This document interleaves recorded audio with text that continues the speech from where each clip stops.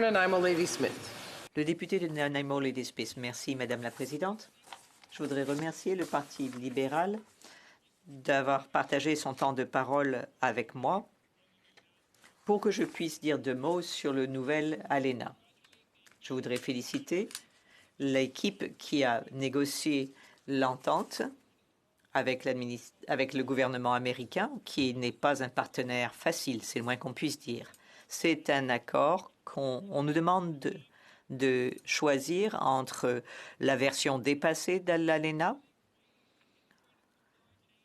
L'ALENA, au départ, créait une chaîne de production et de distribution intégrée, mais elle a accéléré aussi les inégalités. Depuis une décennie, le Parti vert demande une renégociation de l'ALENA et l'élimination des éléments problématiques.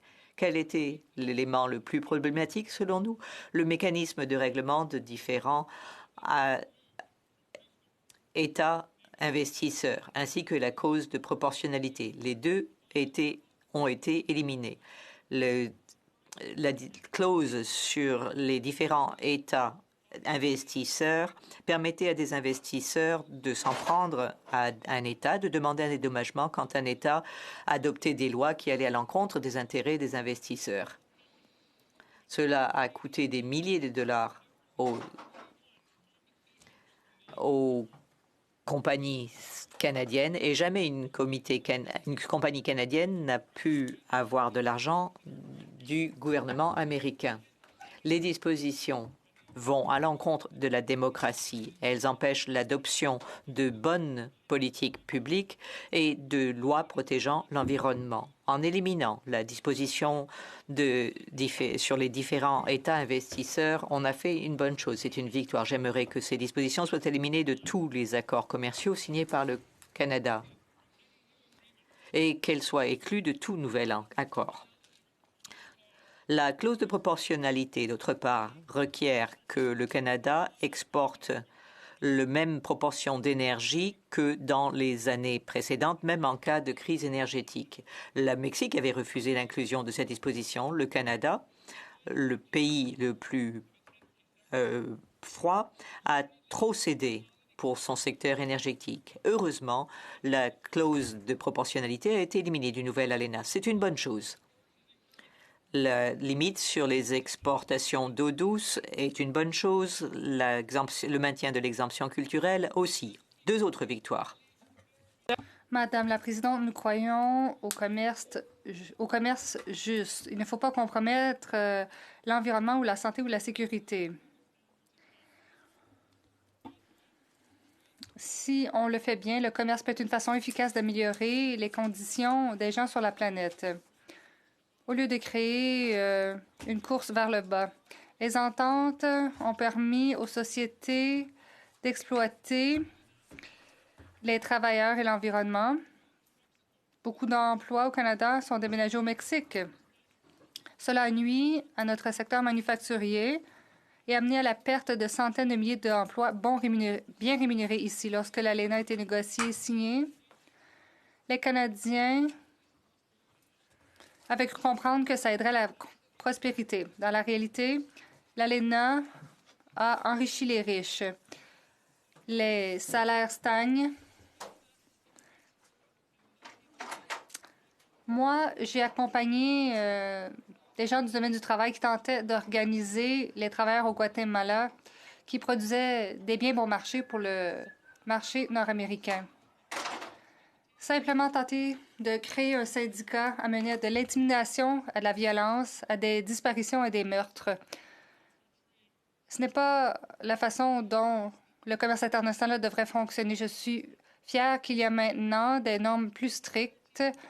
On garantit aux travailleurs mexicains la liberté d'association et de la négociation.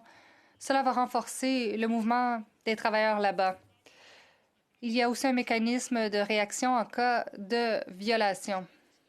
Ces normes du travail ont été renforcées dans la nouvelle version de l'entente grâce à des pressions exercées par les démocrates aux États-Unis.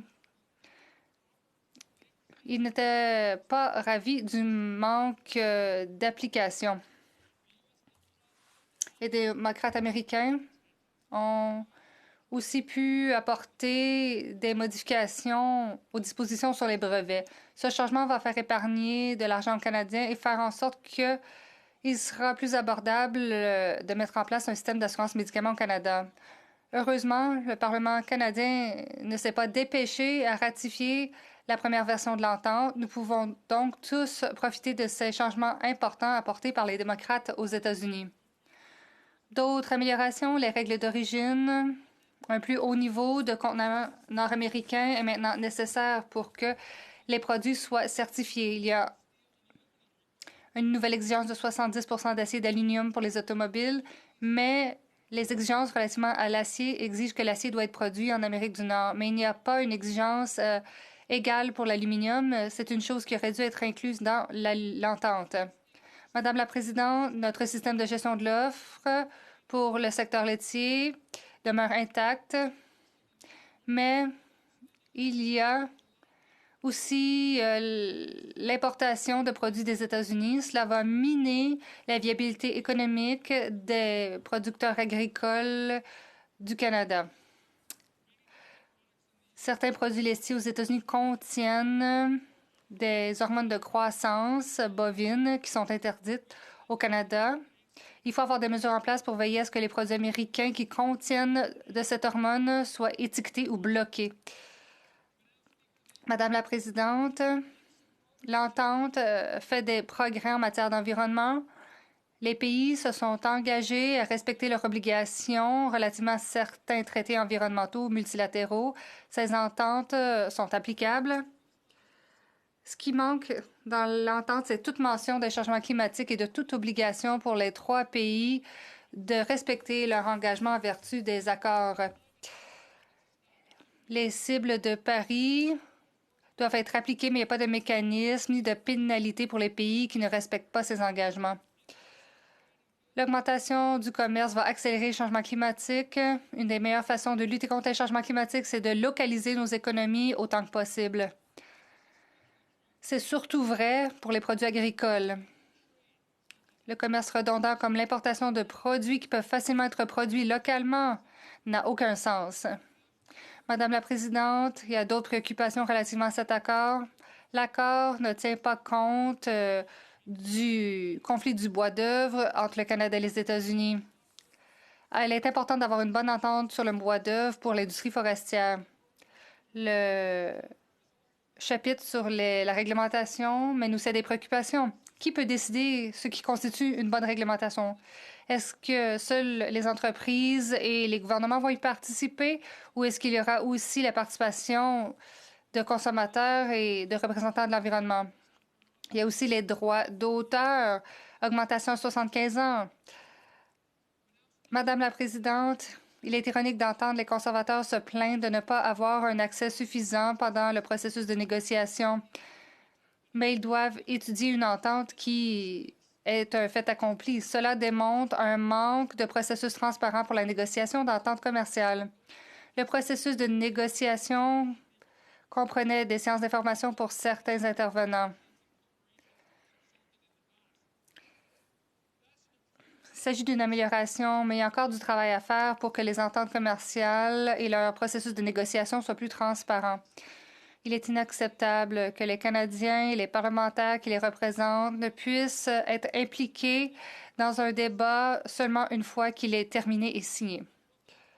Les libéraux et les conservateurs se sont plaints de la nature des négociations alors qu'ils étaient dans l'opposition.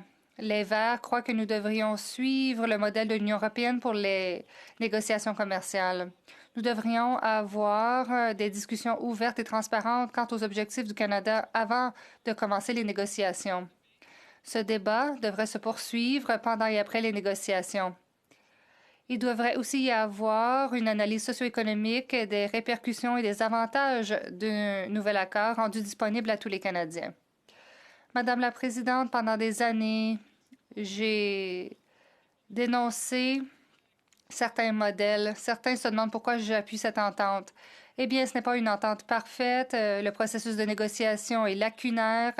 Nous devrions et pouvons faire mieux, mais c'est un choix entre maintenir l'ancienne ALENA ou ratifier cette nouvelle version améliorée. Un pas dans la bonne direction est préférable au statu quo. Merci, Madame.